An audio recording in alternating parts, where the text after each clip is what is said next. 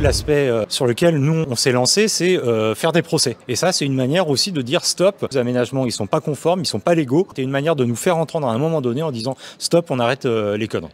Salut. Salut. Est-ce que tu peux te présenter s'il te plaît? Je suis Arnaud Reguing, président de l'association DAMO. C'est une association qui défend le droit pour les piétons, les personnes à mobilité réduite et les cyclistes de se déplacer de manière sécurisée et confortable sur le bassin de vie de la métropole d'Orléans. Qu'est-ce que vous portez justement comme acte concret dans la ville auprès des citoyens et des élus? Alors nous, on demande aux élus de faire des villes pour que tout le monde puisse se déplacer en sécurité.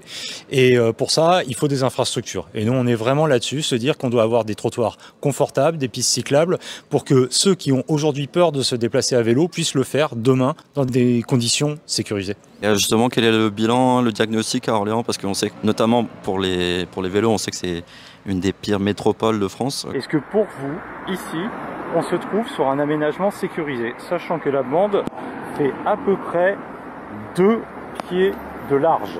Et on voit un petit peu plus loin ici qu'elle se termine pour finir sous forme de parking. Donc, quel est le diagnostic? Quels sont les axes d'amélioration? Il y en a beaucoup. En fait, en 2019, il y a un plan vélo métropolitain qui a été voté par les élus métropolitains. Malheureusement, aujourd'hui, on a encore du mal à voir des aménagements se concrétiser réellement.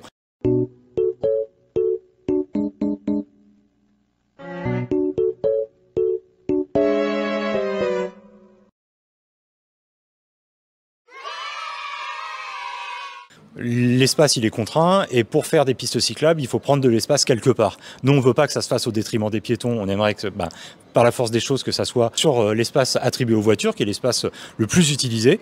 Malheureusement, aujourd'hui, les élus, ils ont encore peur qu'on prenne de la place sur la voiture pour développer des aménagements cyclables. On a l'impression que quand on a affaire à des élus qui sont frileux ou alors qui sont conservateurs, c'est surtout un rapport de force qui doit se mettre en place avec des citoyens.